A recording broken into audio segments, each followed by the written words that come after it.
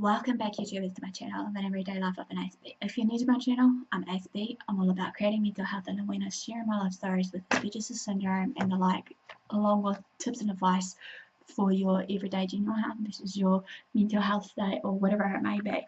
It has been brought to my attention, even though I've been doing the Autism and series, that I'm going to try and dismiss it for a time now and just focus on some other areas, because at this point of time, from what I've been sharing right now or seeing, especially from my viewpoint of what we're going to share right now about neurodiversity, even though I have shared some parts already, what it means and that to me, but I'll bring it into more depth now, break it down into certain parts, and hopefully it can be easy to follow step by step. So I'll thank Jason Edgecombe, the one been watching, to bring it out, because obviously some parts of what he's sharing I do actually adhere to and agree with so far as well. So as we know, basically, if you or not, I'm based in New Zealand, and New Zealand is usually, a social kind of cultural kind of sense, in a way of we're in a multicultural kind of world where we blend in with different cultures, races, ethnic origins, and the like. There are Americans here in New Zealand, English, obviously, Māori, Pacific Islanders, and the like, obviously. We all have different diverse, beliefs and cultures, as I said, and languages. Sometimes also I understand that many of us, me included, I'll include here, we tend to underestimate the power of language and how it's used in our everyday life regardless. And sometimes with that form of power, language control, some of us take advantage of it and just tend to use it to our own discretion, regardless what it may be sole purpose for. Sometimes also we underestimate the uses of the phrase and words that's being used, and sometimes we just misunderstand the actual meaning behind it.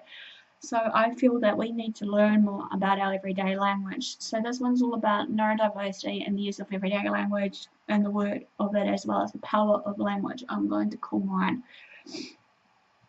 Okay, where I am in New Zealand, when I was growing up as a young girl, transitioning from, probably primary school child to intermediate to preteen and the like, there has been some sense of it all that while I've been transitioning, that many people use different form of language, and I was trying to make sense of the world, obviously, in the way of how to communicate versus basically understanding the use of language. As I shared in my very beginning piece of my video, I was basically struggling with how to perceive the language or how to understand language with the help of the speech therapist, obviously to string some sentences together and whatnot. Also, while I was growing up, from primary to intermediate to high school and whatnot, in my years of learning, basically, I understood that many schools that I moved from time to time has the zero tolerance policy that was put into place, basically. And some of it did change over time, though, and sometimes how I look at it, zero tolerance to them means that they don't tolerate any bullying or what have you. Yet, as I shared before in one of my videos, like many of you probably would have, I was bullied for being different, obviously, and I felt I was being different when I couldn't fit in and blend into my social cues and, whatnot of what life is all about, and, I thought to myself at the time, when I started growing up, realizing about the tender age, probably hearsay in my preteens, or even when I was in my mid-teens, so to speak, that I thought, screw it, I don't want to be in a society where I should be blended in, fitted in. I'm going to stand out and I have a plan and a purpose, just like anyone else has.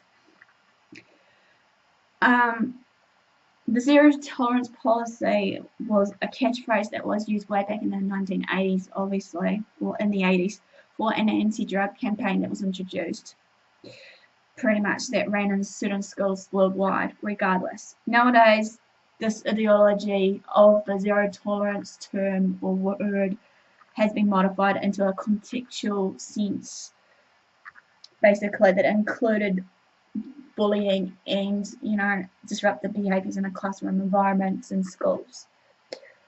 In these such policies of the zero tolerance, however, that has been introduced in schools worldwide and widespread nationwide, basically, this mandates their application of predetermined consequences.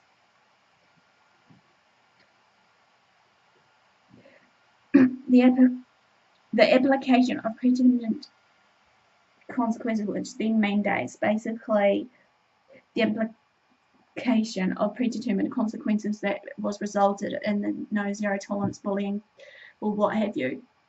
Way back from what I can recall, there has been some incidences about certain children that may be disruptive due to what have you, like maybe carrying weapons in school versus basically just a normal everyday thing like a social contact of a cell phone to basically, contact their family when they were in Iraq or what have you. Most often severe and premature in nature that are intended to be applied regardless of the gravity of certain behaviours that mitigates certain situations or circumstances, or even in the situational context. But then again, for many of us, we tend to question ourselves about that zero tolerance of bullying policy, about the best provided method to prevent the bullying and disruptive, behaviours in classrooms and whatnot. Students that has been disciplined in the zero tolerance policy will have a multitude of negative consequences that it will arise, such as poor resistance to peer influence. Therefore, what I mean here is obviously they won't be able to socialise with their peers in a proper manner or form. Obviously, they'll be weakened to what's needed to be done. Poor attitudes or perceptions of risk and danger, regardless what goes down. Future orientation onto what school is really like, or just future orientation of knowing what their future is going to be looking at. And then sometimes, the majority of the time, you'll have maybe a high percentage of students start dropping out of school, basically leading to their academics obviously dropping as well, along with them dropping. And then you tend to question to why this is happening as well. With this academic rate of basically the kids not succeeding in schools, then it will lead to probably pretty much low income and a great big possibility of maybe employment, and also huge crime rates and whatever else that leads to the negative consequences of the zero tolerance policy that you guys have put into place. But there are, however, alternative methods that we can actually go about in a way of using this.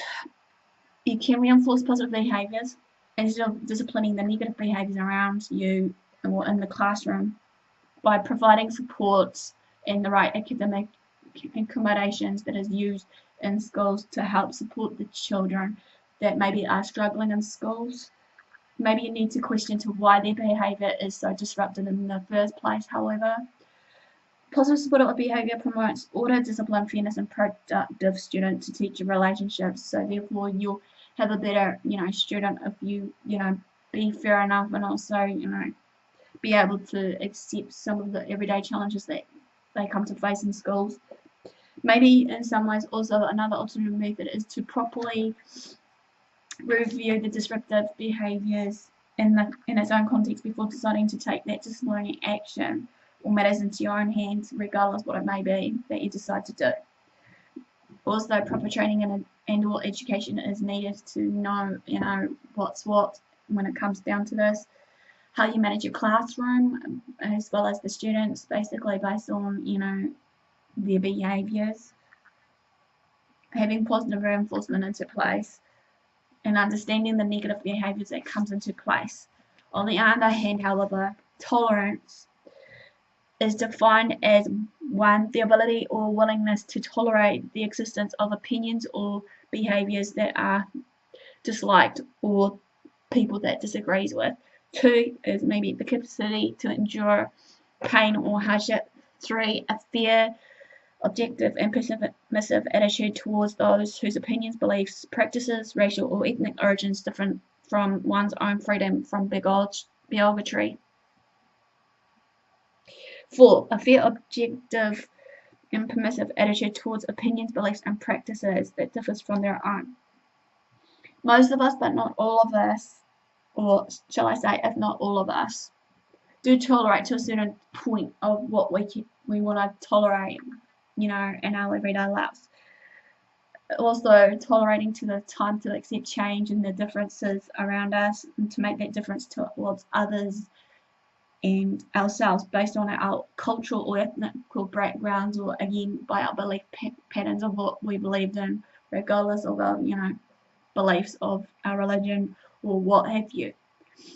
I want to end this on a note though. Basically, to me, I feel like we need to begin to try and make a change, or make that choice, as well as making sure to use the right formality of words that we use, because as we know, words can have a bit of power behind it if we knew the meaning behind it of what we use in our everyday world. We need to come into accepting and recognizing that words are strong and powerful regardless, even though many people may not think that some of the everyday language we use, that we hear about, that we, imitate from our friends and family, say some of the cuss words that were used in the past history and whatnot, can actually affect others. We know that sometimes people aren't always genuine or real or even honest to what they say or do based on their actions doesn't match up to their words, however. But to me, we need to be real and straight up to the point of hopefully knowing what we're saying and doing to make that stand and difference of change. Well, this quickly ends a little bit of the neurodiversity power of the language. Give me a like for thumbs up, support, comment below. Feel free to subscribe to my channel if you haven't done so. And while you're done there, basically to maybe turn on the notification bell so you can fully know what I'm sharing with you all.